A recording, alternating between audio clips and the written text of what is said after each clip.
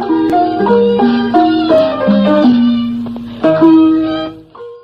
င်္ဂလာပါရှင်အပတ်စဉ်စနေနေ့ညသတင်းတင်ဆက်ခြင်းအစီအစဉ်ကနေပြန်လည်ကြိုဆိုလိုက်ပါတယ်အခုတင်ဆက်ပေးတော့မယ့်သတင်းတွေကတော့တိုက်ပွဲသတင်းမိုင်ဘတ်ကျေးရွာကဒေသခံပြည်သူတွေကြွနွေမူကိုစီးပွားဖြစ်စိုက်ပျိုးလာတဲ့သတင်းနဲ့အခြားသတင်းတွေကိုတင်ဆက်သွားမှာဖြစ်ပါတယ်ကျွန်မကရှေးမုံပါ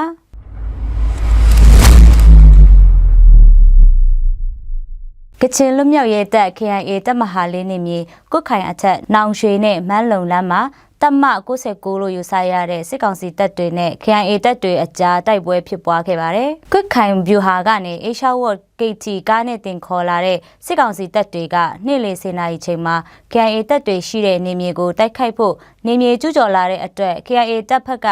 ခုခံပစ်ခတ်မှုတွေကြောင့်တိုက်ပွဲဖြစ်ပွားခဲ့တာလို့သိရပါတယ်။ပြီးခဲ့တဲ့ဇွန်လ1ရက်နေ့ကနေ3ရက်နေ့မှာစစ်ကောင်စီတပ်နဲ့မြောက်ပိုင်းမဟာမိတ်3ဖွဲ့ဖြစ်တဲ့ MNDAA TNLA AA တို့ဆွေးနွေးဖို့ရက်သတ်မှတ်ခဲ့ပေမဲ့ဇွန်2ရက်နေ့မှာတော့ဆွေးနွေးပွဲပြတ်သွားခဲ့ပါတယ်။ဆွေးနွေးပွဲပြတ်သွားပြီးနောက်ရှမ်းပြည်မြောက်ပိုင်းဒေသမှာတိုက်ပွဲတွေဆက်လက်ဖြစ်ပွားနေတာဖြစ်ပါတယ်။စစ်ကောင်စီတပ်တွေအနေနဲ့စစ်အင်အားတိုးချဲ့နေတာကြောင့်တိုက်ပွဲတွေဆက်ရှိနိုင်တယ်လို့ဒေသခံပြည်သူတွေကခန့်မှန်းထားကြပါတယ်။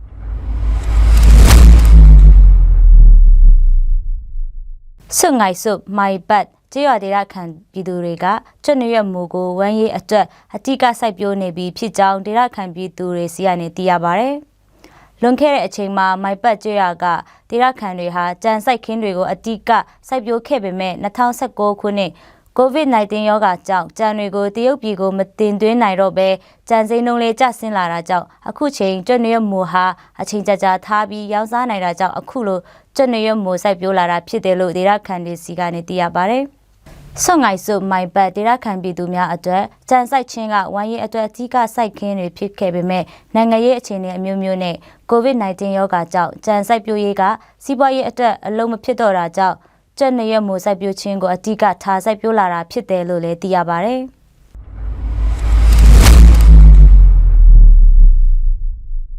KIO အစိုးရရဲ့ကျန်းမာရေးဌာနကဖွင့်လှစ်တင်ကြားခဲ့တဲ့2020-23ပညာသင်နှစ်ကျောင်းဆင်းပွဲကိုဇွန်9ရက်နေ့ကမနက်9:00နာရီအချိန်မှာလိုင်ဇာမြို့ရဲ့ကျန်းမာရေးနဲ့ဆေးပညာတင်ကြားရေးခန်းမမှာပြုလုပ်ခဲ့ပါတယ်။၎င်းဆေးကျောင်းမှာအတန်းခွဲတင်ကြားနေပြီးဆေးရန်အောင်မြင်ပြီးတဲ့သူတွေကို Nursing Diploma တင်ကြားပေးပြီးဆေးရန်ချီတက်ရောက်ဖူးသူတွေကိုတော့ Midwifery Diploma အဆင့်ကိုတင်ကြားပေးနေတာဖြစ်ပါတယ်။၎င်းကျောင်းမှာပညာသင်နှစ်နှစ်သတ်မှတ်တင်ကြားနေပြီး၎င်းပညာသင်နှစ်အတွင်းမှာပဲ Pre-class အတန်းကိုလည်းတည်တက်ထည့်သွင်းတင်ကြားနေတာဖြစ်ပါတယ်။ Pre-class အတန်းမှာပြည်သူတွေတည်တဲ့ကချင်အမျိုးသားရေးသမိုင်းကချင်တော်လှန်ရေးသမိုင်းကချင်စာပေနဲ့ English စတာတွေကိုတင်ကြားပေးနေတာဖြစ်ပါတယ်။ဒီ Pre-class အတန်းကိုတော့2လတာတင်ကြားပေးတာဖြစ်ပြီးကျန်တဲ့အချိန်တွေမှာတော့ဆေးပညာနဲ့ပတ်သက်တာတွေတင်ကြားပေးပြီးတော့စာမင်းပွဲကြီး၄ချိန်ဖြေဆိုကကျောင်းဆင်းခဲ့ကြတာဖြစ်ပါတယ်။ကျောင်းဆင်းပွဲနေ့မှာကျမကြီးဌာနမှူးလမိုင်ဆိုင်ခုံကအမှာစကားပြောကြားရမှာတော့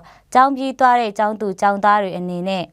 ဆေးဝန်ထမ်းတွေလိုက်နာကျင့်သုံးရမယ်ဝတ္တရားတွေနဲ့အညီပြည်သူတွေအတွက်ပြည်သူတွေရဲ့ကျန်းမာရေးအတွက်အားကိုးအားထားရတဲ့ဆေးဝန်ထမ်းတွေဖြစ်ကြဖို့ပြောကြားခဲ့ပါတယ်။ယခုနှစ်ကျောင်းဆင်းပွဲမှာကျောင်းသားကျောင်းသူပေါင်း346ယောက်ကိုကျောင်းဆင်းလက်မှတ်ပေးအပ်ခဲ့ပါတယ်။ကျောင်းသူကျောင်းသား190ယောက်ကိုတော့ Nursing Diploma ကျောင်းဆင်းလက်မှတ်ပေးခဲ့ပြီး156ယောက်ကိုတော့Midwifery Diploma လက်မှတ်ပေးခဲ့ပါတယ်။ကျမရေးဌာနကိုလွန်ခဲ့တဲ့1990နှစ်ဒီဇင်ဘာ29ရက်နေ့ကပါကျောင်းမှာစတင်ဖွဲ့စည်းခဲ့တာဖြစ်ပါတယ်။ကျောင်းဆင်းပွဲကိုဌာနဆိုင်ရာလူကြီးတွေရပ်မိရပ်ဖတွေနဲ့ကျောင်းသားမိဘတွေတက်ရောက်ခဲ့ပါတယ်။သတင်းတင်ဆက်ခြင်းပြီးဆုံးသွားပါပြီ။ကြည့်ရှုနားဆင်ခဲ့ကြတဲ့ပရိသတ်အပေါင်းကိုစိတ်နှပြရှင်လန်းချမ်းမြေ့ကြပါစေရှင်။ကျေးဇူးတင်ပါတယ်ရှင်။